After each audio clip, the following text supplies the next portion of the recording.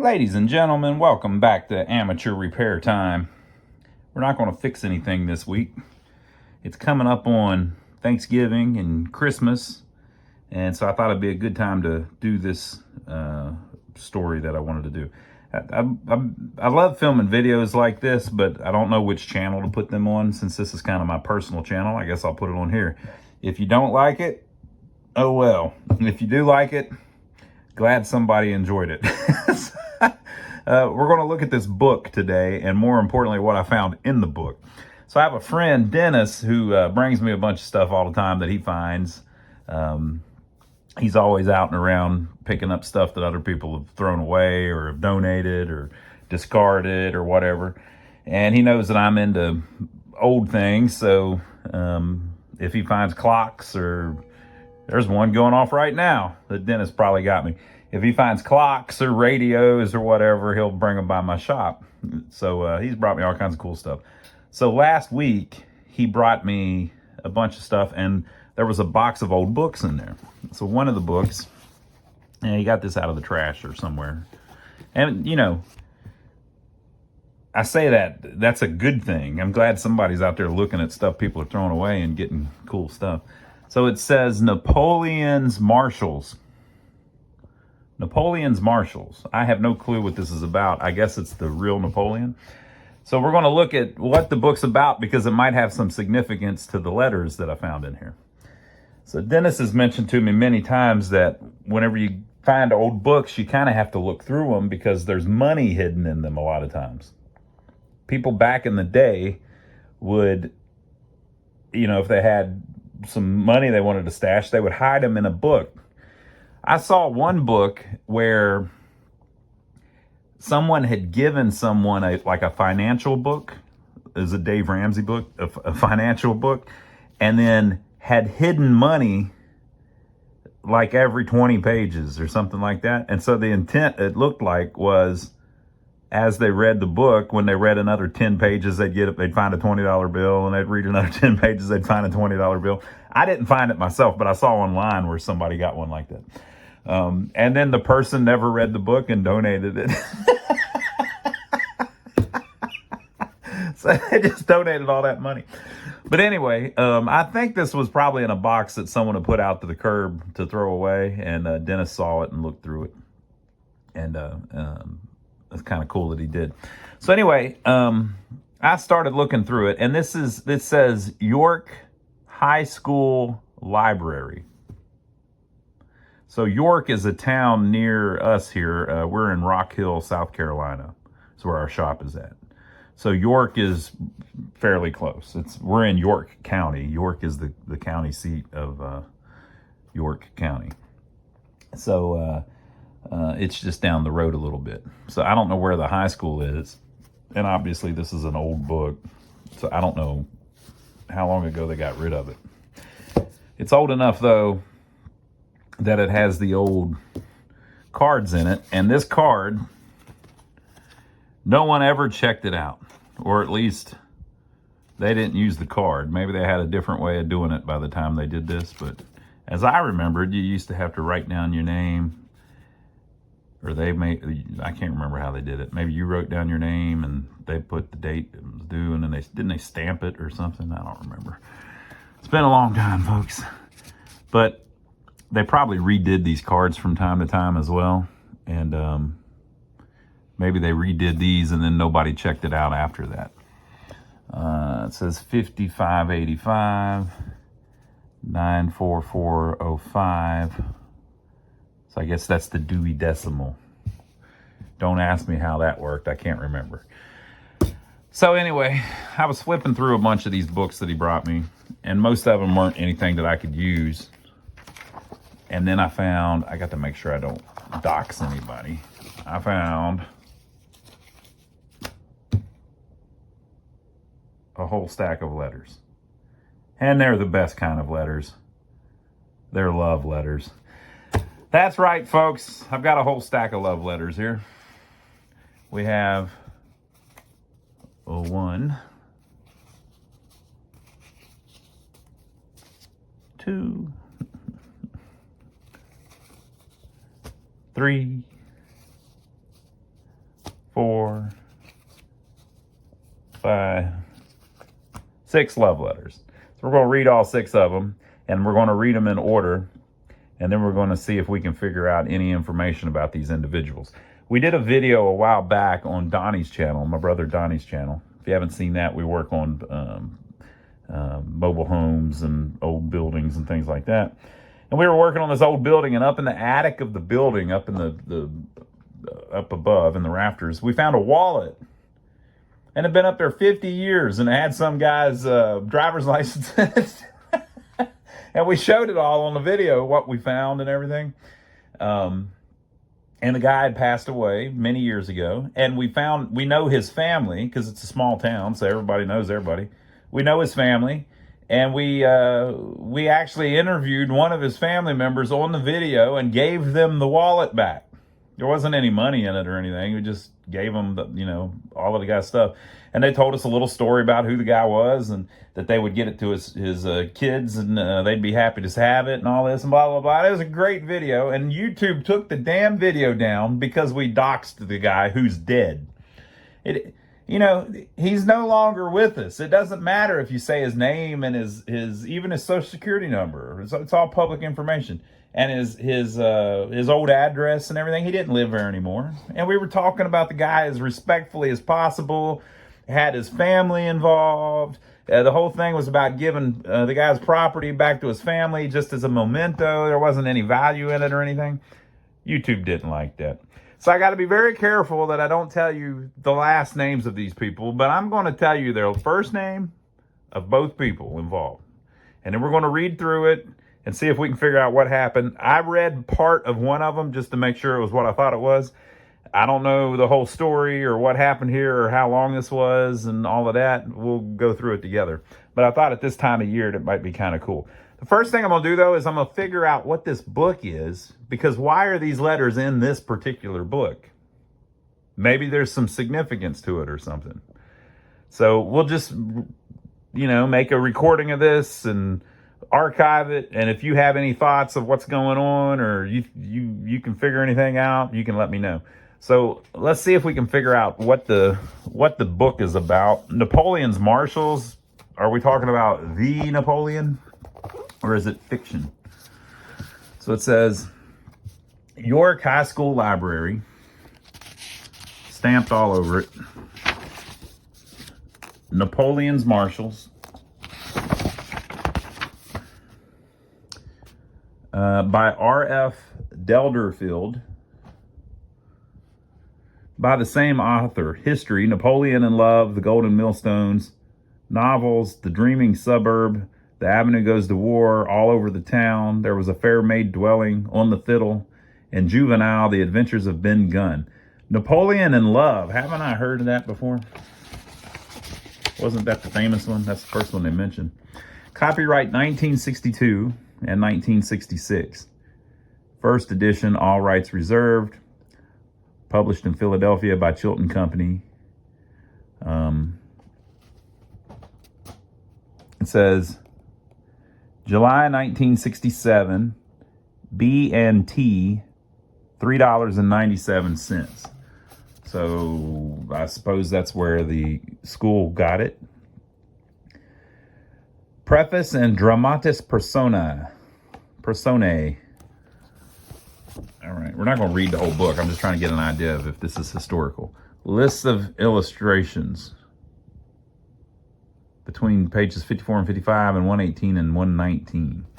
It's a list of actual marshals. Dedicated to General Sir Brian Horrocks, blah, blah, blah, whose recent broadcasts have done so much to present the military art to the man in the street. RFD, March 1961. The empire founded by Napoleon I began in December of 1804 and came to an end in June of 1815. During this period, a total of 26 fighting men were awarded the baton. Their chief claimed was concealed in the knapsack of every private soldier in the armies of France, but Napoleon's control of France and of a large part of Europe was not limited to those 11 years. It had its beginning more than 8 years earlier after his crop of astounding victories in northern Italy, and was finally established after his seizure of power during the coup d'etat known as Brumaire in November 1799. The men who subsequently became marshals of the empire were already holding high rank when Napoleon became head of the state. This is the story of 26 men who held a continent in thrall for almost 20 years. I have tried to tell a story of personalities rather than of events. Histories of the era are written for the reader who is fairly familiar with the main sequence of occurrences and the leading figures who shaped them. To write simply another history of the First Empire is not the purpose of this book. It requires a lifetime of study to understand the impact Napoleon had upon his generation and upon the political pattern of Europe that followed his eclipse at Waterloo. This story is for the average reader who may want to know something more of the brave, ambitious men who sustained the weight of Napoleon's throne, how they began, how they reacted to power, how they met their several ends, what kind of employers they seemed to the men who followed them, and how they behaved to the man who had elevated them from stable boys and traveling salesmen to places in history where their names became legends in their own lifetime.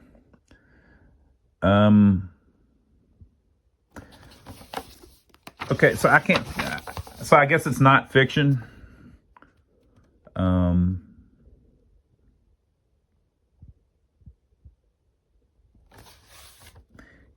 Here then are the 26 who were to grasp at crowns, quarrel, intrigue, fight, march, and die under the greatest captain of all time. They came from every walk of life. Okay, so I don't believe that it's fiction. So I'm just going to spot read a little thing. There were, however, a number of uncommitted public figures who were yet to be convinced that it was a soldier's duty to overthrow his constitutional government and replace it with military dictatorship. Some of the others were not so easily gulled, and among those who were given the most trouble. Okay, so I think it's not fictional at all. I think it's historical, but like he said, it's more of like their personalities and stuff. How he knows that, I have no clue, which is why I was trying to figure out if it's fictional. Okay, so I have no clue why love letters would be in that book. Not sure. All right, so let's see what our first letter says. Okay, so all 6 of the letters are handwritten letters from Vicky to Ralph. And Vicky is mailing them from Kingsport, Tennessee in September of 1969. So that's 56 years ago. To Ralph in York, South Carolina, which is where this high school is and where the high school book is. So the girl is writing them to him, he's receiving them, and he kept them for 56 years. Interesting. So I may have a couple of them out of order because a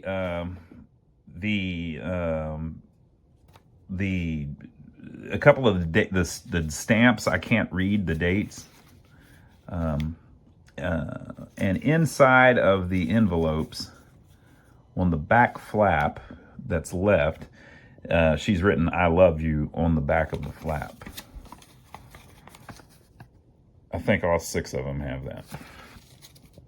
All right, so I think they're teenagers. I think they're in high school. And I may not be able to read all of it. "Hi, Ralph. How are you? I'm fine, except that I miss you. I want to come down there so bad. You won't get a letter one day because Dad didn't mail it. I hope you got that letter that I'm not coming down there so you can go to Kate's ball game. When you go down there, do you stay all weekend? I hope you don't, because I know what you would do." A little doubt setting in. "I guess I'm too jealous. Dora told me that you were probably dating every date. I don't care if you date, but just tell me. I love you so much. And if you're dating and not, tell me. I don't know what I'll do. If you go to the ball game Saturday, please tell me. I have to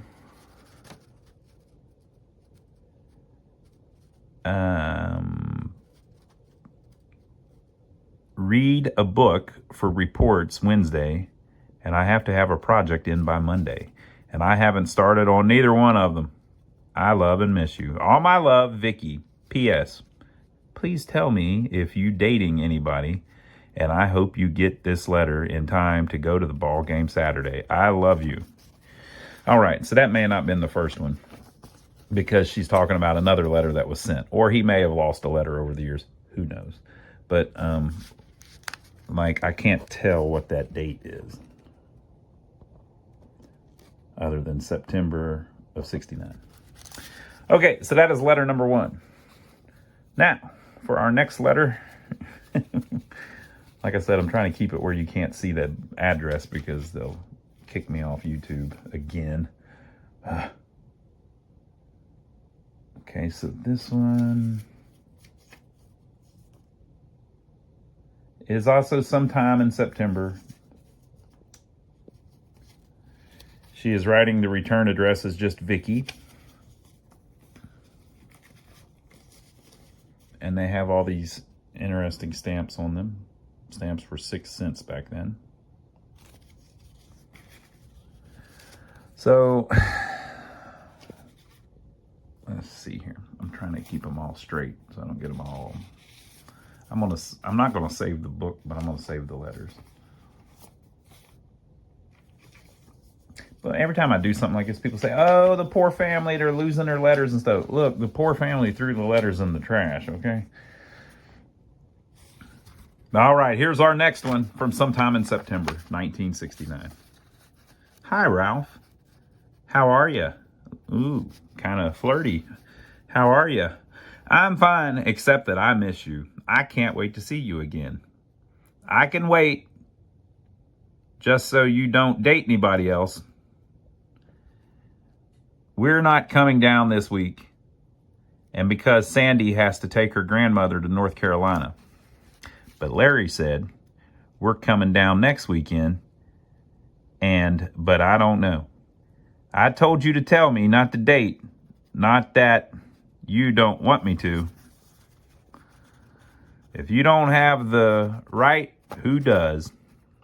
I talk to boys and everything, but I don't want to date anybody. This old girl is mad at me because this guy she wants to date always sit with me at lunch, and she just stands and stares at me all the time during lunch. He said the way that it would end up is that he would slap the bleep out of one of the girls. We had a lot of fun at lunch. It would be better if you were there. Okay. Domestic abuse starts early in York, South Carolina. Evelyn, Emma, and I are going to the ball game Friday night. We play Gate City. It is going to be one of our best games. We'll probably get beat. I have a health test tomorrow, and I probably fail it. And it will be the first test I've failed in there.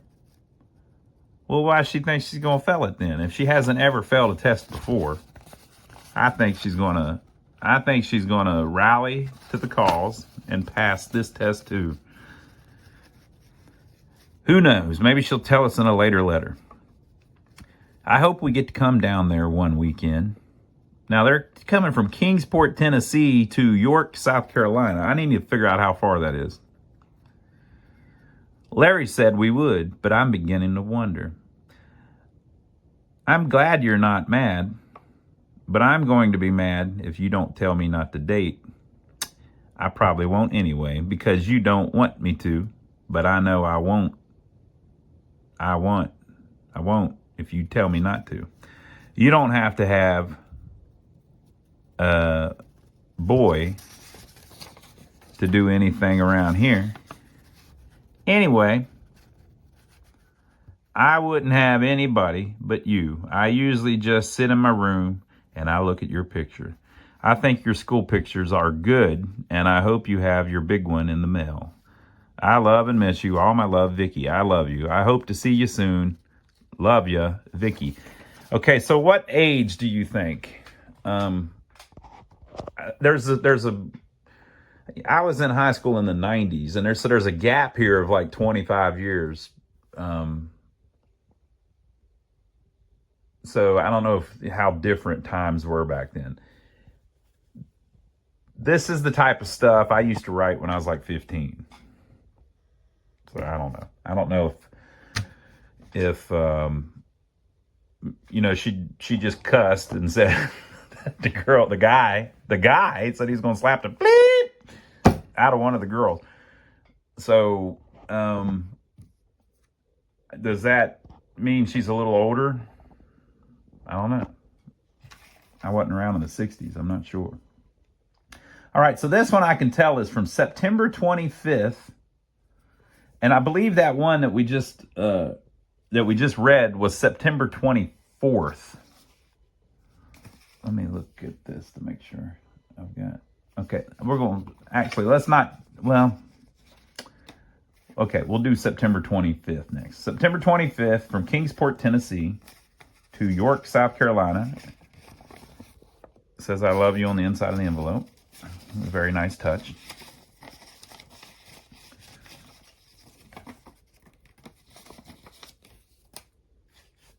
I've had people complain when I do stuff like this, like show old movies and stuff. I don't see this as insulting at all. I think this is like very respectful. I mean, you're making this live on when it's forgotten of the world. Obviously, this guy cared enough about this girl that he kept her letters for 50 years. I mean, come on. Hi, Ralph. How are you? Is this not the one? So she's this is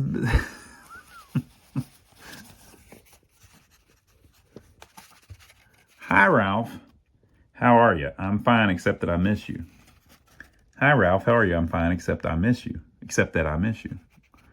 I want to see you so bad. I can't wait to see you again. Okay, so it's a little different. I want to see you so bad. I wish you could come down this weekend. There's nothing to do around here. I don't know if we're coming down there or not. But if we do, we will decide to come on Friday. So you won't know we're coming or not. I was hoping to come down this weekend. I want to see you so bad. Mother and Dad is going fishing this weekend, and I can't wait. So I can be here by myself. I made 90 on a health test, and I have a bookkeeping test tomorrow. Now, do you see what I'm saying? Poor girl thought she was going to fail. She got a damn 90. Huh? Through the years, we have encouraged this girl to do good in school. It's great. So she got a 90 on her health test, and I have a bookkeeping test tomorrow. I have to read a book for book reports.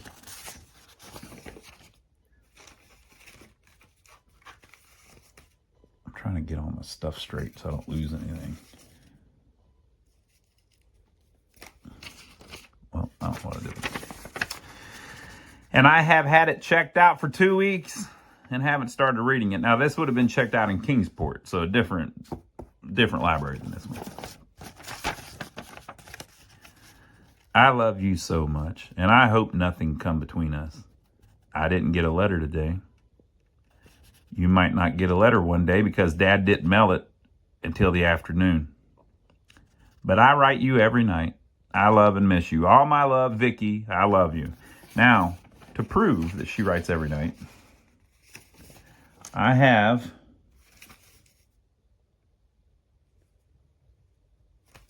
was that it? Was that September? So I think we had September 24th and September 25th. I think those two were right after each other. I don't know what I did with the other envelope. Hold on a second. All right, so here's the last two we read. So you can see the one appears to be September 24th, and then the other one is September 25th. So she is writing every day, but we don't have every day. This only seems to go about a month. Who knows what happened? Hi, Ralph. How are you? I'm fine, except that I miss you. I want to see you so bad, but I don't think we're coming down there. Dora and Larry aren't coming down. What did you do over the weekend? Friday night, I went to the ball game. Oh, they had the ball game. And that was, it says Sunday night up here too, by the way. And that was our first game we lost. It was 14-7. We were ahead 6-7 until the last minute and a half. And they made a touchdown. If we had have won, it would have been the first game they lost on their field since the school's been built. I've sit home the rest of the weekend. I had to do a project in health and read a book for book reports. I didn't finish reading my book, though. I've missed you so much, and it's so boring just staying at home, but there's nothing to do. I was invited to 2 parties after the game Friday night, but I didn't go. We're having a dance after the game Friday night. Oh, look, the handwriting changes. She wrote this at a different time. She had to go eat supper or something. We're having a dance after the game Friday night, but I don't know if I'll go. Some boy called me Friday night, and I told him that I had come down there to a football game. I have an English test tomorrow, and I know I'll fail it. I haven't studied for it, and I don't know nothing about it. I wish that you could come up one weekend. I want to see you so bad. I didn't write you Friday night because it was late when I got home. Sullivan got beat again 26-6. That was the first time that they scored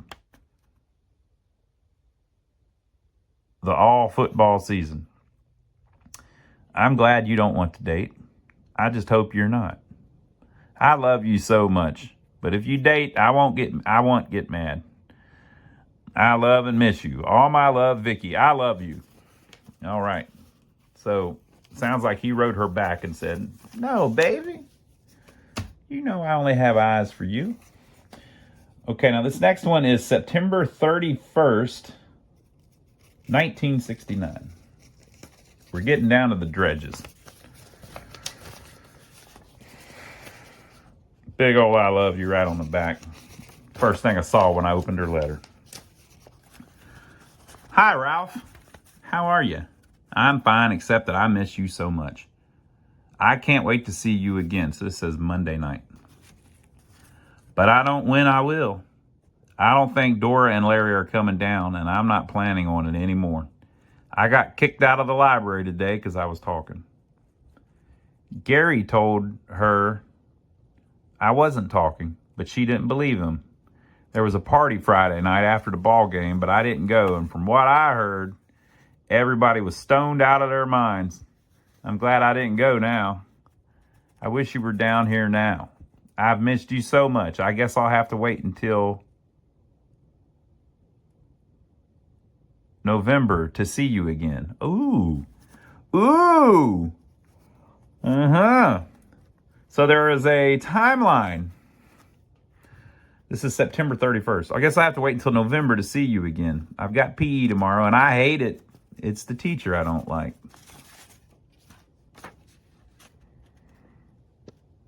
When's your homecoming game? I would like to come down there then. You probably have plans for them. Ralph, I love you so much and hope that it stays that way. I live and miss you more than anything else. All my love, Vicky. I love you. And then it had the "I love you" on the back as well. All right, so we're down to our final letter, people. Let's see if there's any any kind of, climactic ending. And then after that, I'm going to see if I can figure out who this guy is, because I've got his name and address. So I may be able to. Maybe I can figure something out. Okay. So she's still putting "I love you" on the last letter. And this one is dated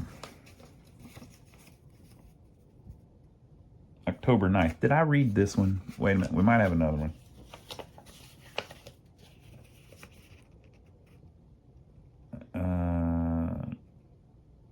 Yep, I read that one. Okay, so this is our last one. Some of you will be happy that it's our last one. Look, folks, if you don't like my videos, you don't have to watch them. So this is October 9th, 1969. It's our girl, Vicky. It's a Thursday night. She's writing the last letter we have access to Ralph. Hi, Ralph. How are you? I hope you get better. Uh-oh. I hadn't got a letter all week until today, and I thought that you had quit writing. I've had so much homework that I haven't had time to do anything. I'm so glad tomorrow is Friday. We don't have a ball game this Friday. I'm going to UT football game Saturday with Carolyn. Phyllis is going to go see Bobby Sunday. I need to go to town, but I don't know when I'll go. I hope you're not mad because I haven't written. Cindy has been sick with a temperature of 104, and she wouldn't stay with nobody but me. She's still sick, but I think she feels better. Are you going to the game, the homecoming dance? I don't mind if you have a date. Just tell me if you do. I hope you haven't been dating and not telling me. I still haven't gotten your picture. You probably gave it to somebody else. I love you, and I hope you're not dating and not telling me. I love and miss you. All my love, Vicky. I love you. All right, and that's our last letter. So what do you think happened there? What's your opinion? I think maybe the boy moved away, and they kept in touch for a little while, and then they kind of drifted away. I've heard of things like that happening before. That would be my opinion. That would be my assumption. Let me see if I can figure out who this guy was. Maybe we can get a picture of him or something, and see if we get any other information. I don't have her last name though, because she didn't write her full name as the return. If someone wanted to spend a bunch of time, they could probably figure it out. But let me see what I can find out on him. All right, so here is the house that Ralph lived in. And there's a funny little thing going on. I can't dox anybody, but I'll just say the street might have been named. Remember, she's very jealous. She's sure he's cheating on her. So much that whenever he told her that the name of his street was, she kept writing in his... this poor girl. So anyway, that's the house. Just, typical 60s brick house. This house was built in 1960, and these letters were in 1969. So that was where he was living at the time. Okay, so I did some research, and I think I found the gentleman. He's actually still alive and well. He's not. I don't believe he's married. And I tried to email him, a couple different email addresses that I found, and it bounced back and said that the emails weren't available anymore. So then I found his Facebook page. But I got to tell you, and I hate to say this, there was a bunch of stuff he had posted on his Facebook page that made me think he's not really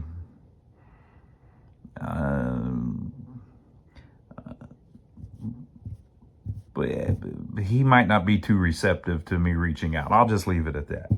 So I think what I'll do is I'll save these for a while, and I'll think about if I should reattempt that in the future. Maybe I'll save the book too, because he might want the book when I get a hold of him. But I don't know. The guy just kind of, he doesn't seem like he wants anybody reaching out to him. I'll just say that. So you tell me what you would do in this situation. All right, folks. Well, and he's not married, and he's not married to a Vicky, or doesn't seem to be. So I think that was, just a girl that he once knew. Someone that he wrote letters with, and he did save the letters for at least a little while. I don't know how they ended up in this book or where the book ended up. Maybe he saved them for a year, and then he lost the book or moved or something, and then they ended up in somebody's house, and they threw them out a week ago or something. Who knows? But you tell me what you think down below. You think I should still get in touch with the guy, even though he doesn't seem like he wants anybody getting in touch with him? Or do you think we should just leave it alone and let sleeping dogs lie? Put your comments down below, and we will see you on the next video. Happy Thanksgiving.